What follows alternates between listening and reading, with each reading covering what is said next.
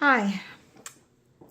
Okay, I was asked to show how to shingle a house, and so that's what I'm going to do. I'm going to not show you entirely shingling the entire house, but just go over the steps you want to do to shingle a house.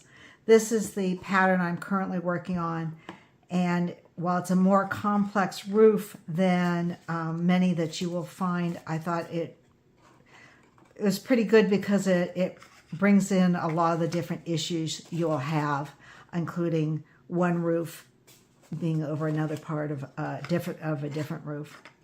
So to shingle a house, you'll cut out your shingles.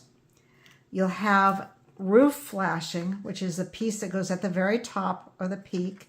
Sometimes people like to flash down the sides also. That's individually how you feel about it. I don't tend to do that, but that's just me. I've seen it sometimes done and thought, why don't I do that? It's really cute. You want to use for your base roof a color that's fairly close to your shingle color. And it doesn't have to be perfect. It should be darker than your shingle color. I don't tend to use the same cardstock for both because I like to make my shingles out of a textured 80 pound cardstock that is solid core. And I don't feel like this is strong. You see how flexible it is? I don't think it's strong enough for the base roof. So I will tend to cut my base roof out of perhaps 100-pound cardstock, which is what this is, cover cardstock. And then I'll use the 80-pound on top of it. So, like I said, I find a color that's somewhat similar. And the reason being that after you shingle the top part of your roof, you're going to see the underside. And so that's why you want the colors fairly similar. Okay, now to shingle a roof, if I did not have a pattern where one part of a roof is going to cover another part of a roof, I would always shingle my roof flat. And you usually start at you always start at the bottom, and you will glue one piece on top of another, taking and offsetting them. So you would never glue so that they're completely on top of each other like that. You always offset a bit, okay?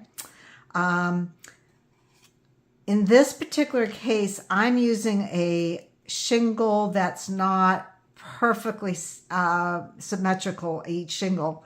And the reason being that when you're doing a roof that where you're going to have pieces over each other, you're going to at some point have places where you can't offset the shingles perfectly.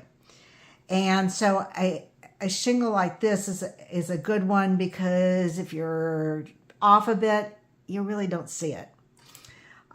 So you really want to think about what kind of shingle do you want for what particular roof. If I had a simple house with a simple shingle, I would, where a simple roof, I could definitely use a very symmetrical scallop kind of shingle and not need to worry about hiding the fact that there's going to be an offset. Now, when you have a roof like this, you can take and shingle the entire thing and then glue on the next piece and shingle it and then glue on the next piece and shingle the rest of it. But if you're doing that, you're actually covering up a lot of the shingle that you glued on. So in that situation, I tend to actually glue down my roofs first and shingle them in place. Again, like I said, starting at the bottom, working my way up. That's a little bit more work because you have to take and worry about that angle there. So one of the things I will sometimes do is think to myself, okay, I've got this part of the roof that I don't need to shingle inside this triangle, and I'll just mark it. And then I can take and shingle this flat and only go to that mark, or maybe slightly inside it, because the last thing you want to do is go to finally glue your other roof on and go, uh-oh, I didn't shingle it enough. I am always asked the question, how many shingles should I cut? And the problem is there is no formula for you to use, because every shingle that you will cut will be a different height or a different width or a different whatever. And some of them you overlap a certain amount. Others you might overlap more or less. So I never get it right on the first time I cut. I usually will look at my square inches of that I need to shingle and cut about twice as much square inches of shingle. And that gets me fairly close, but I almost always have to go back and cut a few more pieces of shingle or more flashing. I just never get it right. When I think about it and I count up my shingles, which I don't always do when it's late at night, I will put in my pattern how many shingles I use of a particular shingle. But if I say I use 30 of this shingle and you use a different shingle pattern, that 30, that may not be right. You may have to cut more or less for a particular roof. One of the things you can actually do to help keep your shingles as you're gluing them on straight so they don't go crazy, crooked, is start with some lines on your base roof. And you don't have to do them very often, but it helps if you start by drawing on some lines. As you go along, you'll find that you correct to those lines, and that would just help you keep, I don't know if you can see the lines because the pencil on the dark brown, but it'll help you keep gluing straight. Now, when you have a roof like this I have, which has some knockouts on it, I tend to glue my pieces on, then turn them over afterwards and cut out the piece of shingle that I don't need there. This is for here, this is for the chimney, and this part there is because it fits over the house like that, so I needed to cut out a piece. Let me think. Okay, well, I will glue on some. Oh, I was going to say, before you cut out those pieces like that, make sure that everything is dried. It's really easy if you don't let it dry for shingles to move as you go, if you cut things later on. Okay, so to glue on the shingle, there's on these particular pieces, there's one side that's more textured than the other, so I'm putting the glue on the non-textured side. And I need my glasses. Okay. And then I'm going to take and glue it on, and you notice that I am taking and making the edge equal the shortest part of the shingle. So some of the edge here will actually some of the shingle here will actually oops, there we go, crooked, will actually overlap the edge of the roof. Turn it over, you can see some of it's overlapped. Okay, so there's the first piece. Now you can just take and glue the next piece on and go like this. Or you could start from the other side and put it on like this. I like to sort of mix it up because every shingle has a pattern to it that's this kind of one. Obviously, if you just have pure scallops, that's not so much of a pattern. And if you do always the exact same thing every single time, you'll start to see that pattern in your roofing. If you mix it up every time, then you get rid of that pattern. So again, you take and put a thin line of glue on, and you're going to overlap so that the lines on the second cut lines on the shingle are halfway different from the first one. And once again, you want your shortest part of the shingle to reach where the cut line is from the first shingle. I'm hoping I'm explaining that well. So see, here comes the cut line from this, and that's where my shortest one is. If you don't do it that way and you did it further up, you see, yeah, it's sort of funky looking to be that, to show parts of the roof that without having the shingle overlapping. So you want to make the equal. Okay, now to break it up, I'm going to take and do my next one from the other side.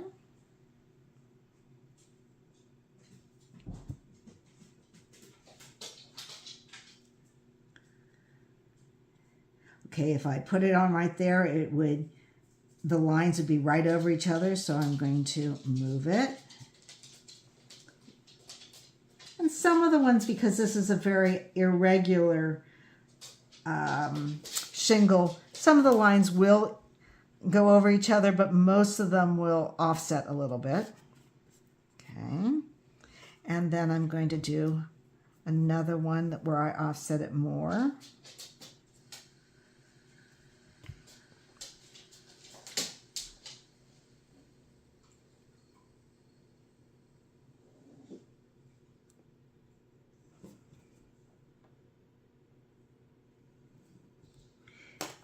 And you probably can't see the pencil line, but it's right there at the top of that shingle. So I know I'm still keeping them straight. And then this one, I'm going to do right in the middle.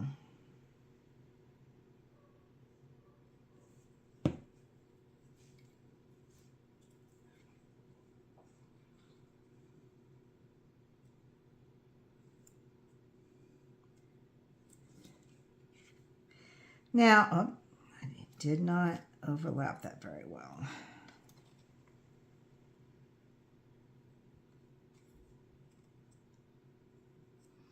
There we go. Now, about every 4 to 5 shingles like that, like this, and I have to go find my scissors.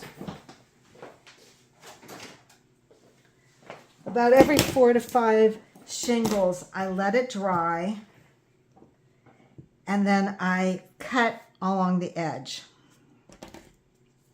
This is not dried enough. I would definitely let it dry longer than this, and then I cut along the edge and I just turn it over and cut.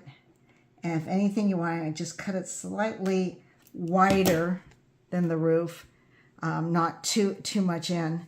But you want to try to have that straight edge. You can use scissors like that. You can use your craft knife, whatever you need to do. Keep all of these extra pieces because you can use these to continue to shingle your roof, especially with this kind of a shingle, this kind of irregular shingle. You can have that and then put this piece over here, it's upside down, this piece over here, and then go and cut it, and it'll look great. Now, what if you're doing, what if you decide to glue on the roofs before you shingle? What do you do about that angle? Well, what I would probably do is cut a bunch of shingles to that angle before I even glued on the roof. And glue them on. But I actually think in this case, I'm going to do what I did originally. I'm going to do a pencil line to show where I have that first one, and then this second one, because I don't want to shingle underneath them. And I'll just shingle just slightly underneath them. And then after I glue these pieces on, you won't see that it's not shingled all the way under, but it'll look really good. And it's so much easier to shingle before you glue down the roof. Let me think about if there's anything else I need to cover. Oh, this is sort of an unusual kind of roof. Usually you have more of a roof like that instead of a one where you're filling in a peak. What I do in this case is I will shingle this end piece first. I'll shingle it all the way up, and I'll turn it over, and I'll trim it to this ends here, and then I will shingle each side all the way up, and again then go in and trim them. And as I glue these sides up, I will make sure that I match the height of these so that it looks even all the way around. This is a place where if you just don't like that join and the way the shingles match up at the ends, you can use your flashing here at the very end to sort of cover those ends. And that's why people do use the flashing at the top, is if you're coming up on both sides with a shingle here and a shingle there, it can look a little funky. And then you use the flashing to cover the funkiness, basically.